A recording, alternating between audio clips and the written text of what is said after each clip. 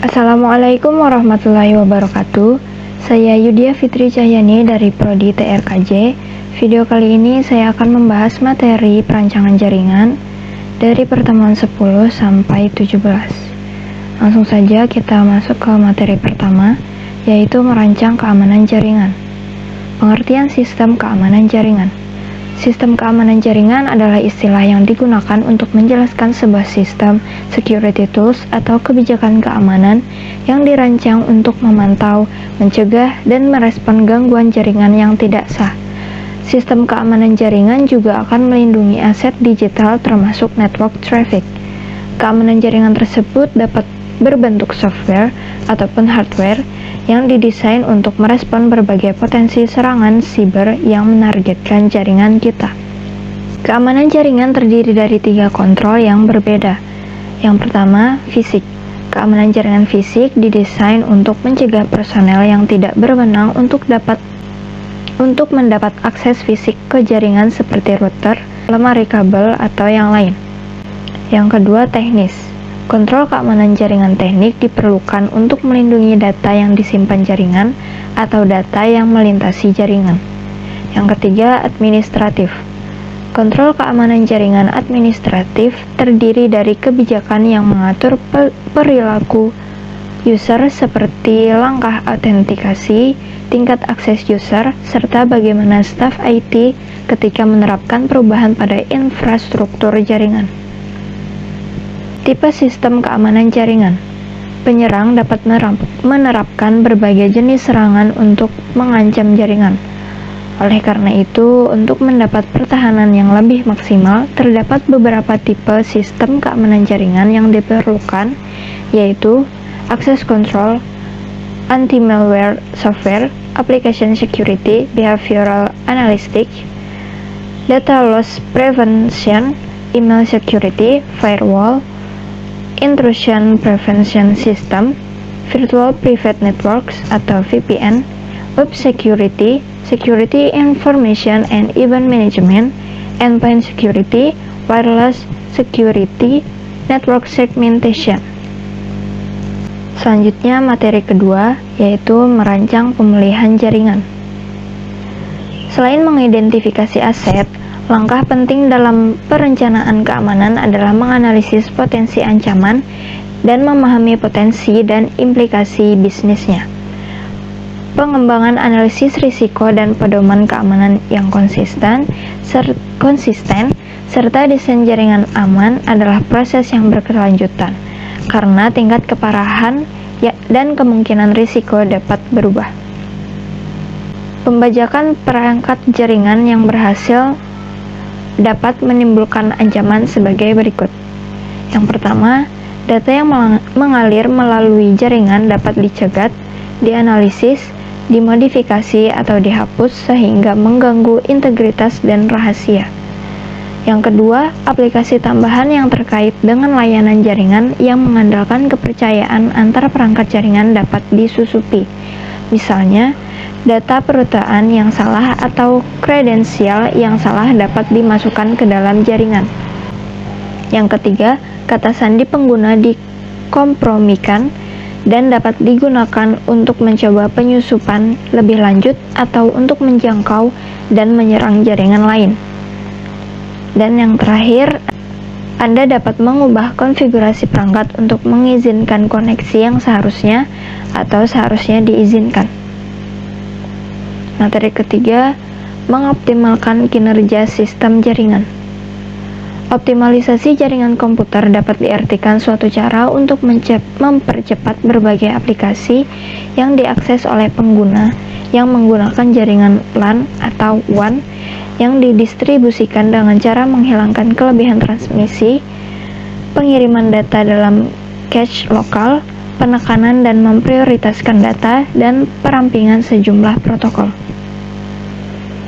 Metode yang dapat digunakan dalam proses optimalisasi jaringan komputer yaitu compression, sebuah cara dalam ilmu komputer untuk memadatkan data, sehingga hanya memerlukan ruangan penyimpanan lebih kecil, sehingga lebih efisien dalam menyimpan atau mempersingkat waktu. Yang kedua, caching atau proxy, sebuah server komputer yang bermanfaat meneruskan keinginan pengguna ke server lain di internet. Contohnya, proxy server ini adalah penghubung di antara komputer pribadi yang bersama dengan jaringan internet. Yang ketiga, traffic shaping. Traffic shaping merupakan mekanisme untuk mengontrol jumlah dan kecepatan data dari traffic yang dikirimkan ke jaringan. Keempat, equalizing, yaitu sebuah proses perbaikan yang diberikan untuk mengganti rugi karena kehilangan sinyal pada frekuensi yang lebih tinggi dalam rangkaian transmisi. Yang kelima, connection limits, yaitu jumlah user yang terhubung terbatas. Dan yang terakhir, simple rate limits, yaitu jumlah akses suatu endpoint di dalam sebuah aplikasi dalam waktu tertentu atau waktu terbatas. Cara meningkatkan performa jaringan. Yang pertama, kenali jaringan Anda. Karena tanpa adanya pemahaman mengenai apa sebenarnya yang terjadi di jaringan, maka dapat dikatakan gagal untuk mengatasi masalah tersebut. Yang kedua, pembatasan penggunaan jaringan. Pengguna yang jumlahnya banyak ketika menggunakan akses jaringan dengan tugas sumber daya yang tinggi dapat mempengaruhi performa jaringan. Akibatnya dapat membuat jaringan menjadi lambat. Yang ketiga, lindungi jaringan dari virus. Virus dan malware dapat mempengaruhi performa jaringan menjadi lambat dan lain sebagainya. Yang keempat, kompresi data. Mengapa harus mengompres data? Karena jaringan selalu memiliki batasan bandwidth. Dengan mengopresi data, maka dapat membuat jaringan menjadi lebih cepat dari sebelumnya. Yang terakhir, menggunakan alat monitoring jaringan. Dengan menggunakan monitoring jaringan, maka Anda dapat memonitori atau memantau jaringan yang digunakan oleh komputer. Materi keempat, memelihara jaringan. Cara merawat jaringan komputer. Jaringan pada sebuah komputer merupakan jaringan yang terhubung dengan setiap klien dan server, di mana setiap pengguna maupun administrator server haruslah mengetahui cara merawat jaringannya. Merawat jaringan komputer tidaklah mudah dalam merawatnya. Haruslah mengetahui tahapan-tahapan dan mengetahui perawatannya pada setiap sistem, software, dan hardware-nya. Prosedur dalam memelihara jaringan komputer antara lain: perawatan komputer server. Cara paling mudah untuk merawat komputer server yakni dengan melakukan backup data minimal 3 hari sekali atau 1 kali dalam seminggu. Yang kedua, perawatan komputer klien.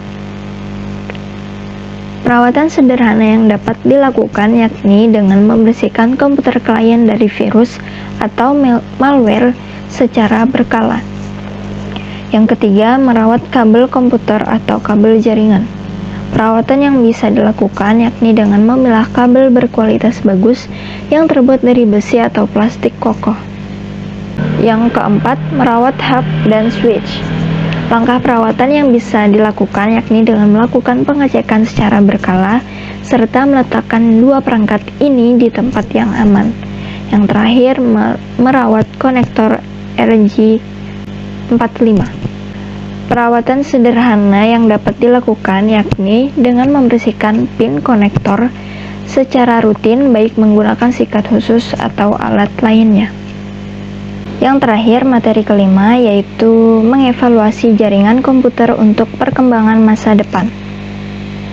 Prediksi penggunaan jaringan komputer di masa depan pada bidang-bidangnya yaitu: yang pertama, bidang perbankan. Penggunaan mesin pelayanan bank otomatis, terminal penjualan dan komunikasi antar komputer menghasilkan sistem pemindahan dana elektronik, cashless society atau masyarakat tanpa uang tunai.